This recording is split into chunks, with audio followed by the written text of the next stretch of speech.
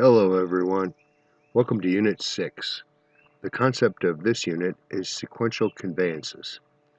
Right off the bat I would like to point out that Unit 6 and Unit 7, which relates to simultaneous conveyances, could be potentially constructed as one unit. They've been separated here, as well as in our textbook, to illustrate the importance of these individual concepts that come about when conveyances happen in sequence, meaning one prior to another, versus simultaneous when a number of parcels are created at the same time. Looking forward, Unit 8 talks about the fact that combination descriptions in conveyances might include portions of both sequential as well as simultaneous conveyances. In Unit 6, though, we're talking about the sequential conveyances of land. The concept of sequential conveyances is based upon a couple of essential concepts. Number one, you cannot sell that which you do not own.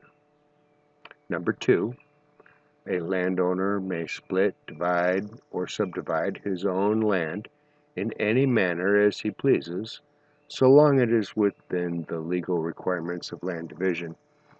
Within our individual states, we have subdivision laws, we have limitations on the number of occasional conveyances, yet generally speaking, there is always still a right that one may split a particular parcel of land into one or more parcels, perhaps outside of the scope of the subdivision laws that might be in effect. And thirdly, the concept of junior and senior rights.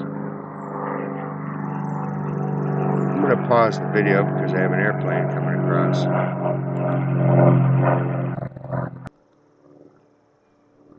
Sorry about that, folks. My studio is currently in the great outdoors where I live and thrive the best. And that was an aircraft that came by that was causing unnecessary noise in the background. Apologize for the interruption. The third major concept relating to sequential conveyances is that junior and senior rights do exist. He who came first does have better rights than he who came second. But that's really kind of a weak interpretation because sometimes senior rights are a part of the grantee's intent, the grantor's intent on how they convey land to the subsequent landowners. In other words, the concept of junior and senior rights is not necessarily related to the exact dates on the deeds, but rather by the words and the actions of the landowners that created these parcels. In a retracement survey, the surveyor is frequently confronted with problems of resolving conflicts of evidence that show up in the field when we try to locate a particular parcel on the ground based upon the words that were written perhaps many, many years ago. It's important to note that there may be unwritten rights, and these unwritten rights are not necessarily a fact of the surveyor to identify, but we should certainly be aware of the possibility of unwritten rights because these can trump everything. They may extinguish or become superior to all written title. The surveyor is generally not involved in this determination, but it's important for us to understand that as we move forward. We have one essential learning objective in this unit, and that is you should be able to identify and distinguish the possibility of the existence of junior and senior rights between a pair of adjoining landowners. Our reading assignment for this chapter is Chapter 11. We're skipping way forward in the textbook to Chapter 11, Locating Sequential Conveyances.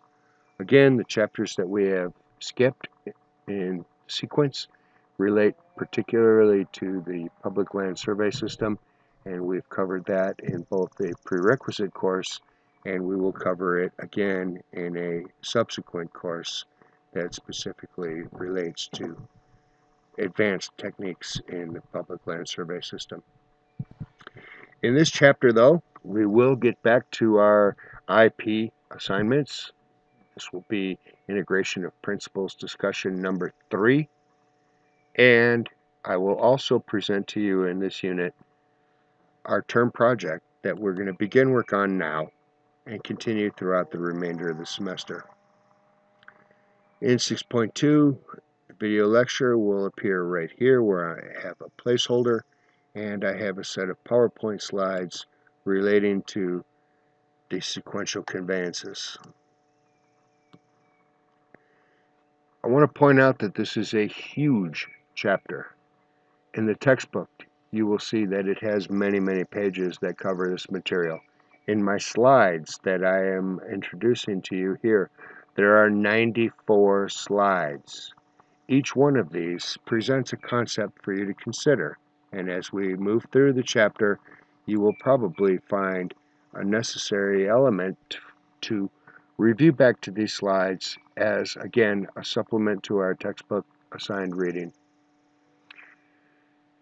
The second slide talks about resolving conflicts in deeds. In this case, I'm pointing out to you that the courts have developed 3 basic elements for resolving conflict. Number 1, an occupancy right that has ripened into a legal right becomes a legal right. It extinguishes or becomes superior to all written title to occupied land. That's the element of the, quote, unwritten rights. Number 2, between private parties in a land dispute, a senior right is superior to a junior right. And number 3, the written intentions of the parties are paramount. This is why it's so important for us to write accurate, complete, and concise legal land descriptions, because we should only rely on parallel evidence or testimony from the landowners, etc., or the neighbors and adjoiners to resolve an ambiguity. In the perfect world, the written words are the intent of the parties, and they're considered paramount. There are many, many slides that are involved in that piece. Like I said, there's 94 of them. I'm not going to go through all of them in this brief little video lecture, but rather I intend to highlight the importance of these as a supplement to your reading. The next portion of Unit 6 is talking about, we're going to begin to talk about our term project here, guys. Discussion with internal. Okay, we have an IP that follows here. Remember, this is a huge chapter. I don't expect that any pair of students are going to choose the same principle or set of principles to talk about. We look forward to reading not only your presentation for the IP, but also some meaningful dialogue and question and answer, perhaps even supplemental information that you might provide to your classmates. Again, attempting to maintain our online environment and our sense of community. I've included a new section here in section 6.4. This is the first time in the course since the syllabus that I've talked about our term project. We do have a required legal research paper as a part of the requirements to completing this course. Your research paper will be based on a thesis statement, which is going to discuss some particular finite topic that we've discussed in this course. Your term project is going to be evaluated in a very succinct series of steps to guide you along the way. The first piece of which is your project proposal.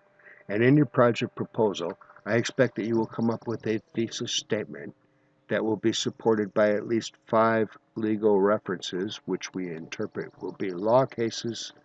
Some of these you will find perhaps at the end notes of each chapter, some of which you will find through your own individual research using LexisNexis or the Library of Congress. I do note that You may have more references in your paper. That's good. But be practical about this, because if one includes way too many resources and citations in your paper, we might lose track of the actual concept of your paper. I also encourage you to use other non-legal references, such as articles from the Point of Beginning magazine or the XYHT. Your entire paper should be properly referenced, properly formatted according to the MLA, the Modern Language Association guidelines. And again, these materials are available under Citing Your Sources, available from the NMSU library. You're going to look at a particular state. We would prefer, of course, New Mexico or Texas because of our proximity, but you may include or base your entire paper on any state in the Union, indeed even international law, but recognize that some of your resources might not be as well available as those that are within the United States of America. This is a huge project. It's worth 20% of your overall grade. That's roughly equivalent to the same as your final exam. So we've broken it down to help you get moving along on this assignment. The overall project is 20% of your grade. 10% of that will be based on your project proposal. And I expect this to be 1 to 2 pages plus 5 references. You should include your thesis statement. This should be at your proposal stage one sentence. And I understand that this may actually modify slightly as you move into the research and begin to complete your final report. You should include an abstract, and in this case, the abstract of your paper should talk about what your preliminary thoughts are going into this case, what the essential elements of the case are, and what you perceive will be the conclusion. A basic abstract. Think very brief, a couple of paragraphs as to where you're going with the paper. And the third point on this is that I want you to note that I recognize that you have 5 references in your very first preliminary proposal. Not all of these may actually show up in your final thesis as a result of your research. You may have new references that you're including to replace some, and you may have identified some early on that are just not appropriate. You'll notice that the proposal is due on March the 2nd. The next portion of this assignment begins with 15% of your grade on or about April the 13th as your rough draft. When I say your rough draft, think of this as an opportunity to interact with your instructor and get some free feedback. This particular 15% of your assignment is more or less a do or don't. It's inclusion or exclusion type of an idea. But the concept of a rough draft is that you should be at least halfway through the completion of your term project. Again, that's an estimate. The remainder of this class is going to be, of this assignment, 60% of the total grade is due in the first week of final exams, and actually at the end of formal classwork, and your class presentation will be presented at and during the final exams week. In your video presentation, I expect that you prepare a video that you create and you upload and you send it to the discussion board using the rich text editor on or before May 4th. Now I'm going to give you a couple of hints. Guys, there's free tools that are out there to help you with assisting with the video.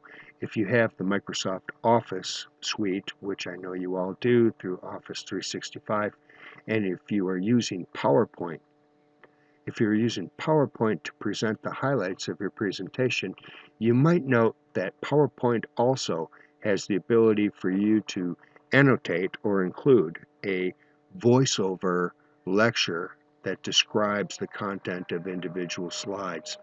I would totally expect that everyone perform this. In the past, this has been a face-to-face meeting in the course room. In this particular case, since we're trying this in an online format, I expect that you will submit your own video, and I expect that you will review the videos presented by others. Indeed, 5% of your 15% for the class presentation relates to how much attention you have paid to the presentations of your classmates, perhaps with meaningful comments, perhaps with questions. Continuing on with the IP concept of our course here. If we should need to do so, at the time of this writing, it is unknown how many of our students in this course will be local students and how many of them will be at a distance. If it becomes helpful for this, we could initiate a live conference using Adobe Connect where all students would be allowed to log in a synchronous presentation. I'm going to hesitate to do that, and I'm not assigning that, because that would require that everyone log in at a particular day, at a particular time, with a dedicated amount of time. We would prefer to try to do this in the online environment. You may record your voice and webcam directly into this rich content editor using the film strip tool that shows up. This tool alternatively would allow you to upload a video that you've created outside of the canvas. There's lots and lots of tools out there. Please let me know if you have difficulty. Concerning reviews, in between your rough draft and your final thesis, I would encourage you to have your research paper reviewed by others. This could include me, this could include your classmates, this could include the Writing Center at NMSU. In any case, it is up to you to do so, and the appropriate polite technique is to double space anything that you present in print for your reviewers so they have room to provide comments.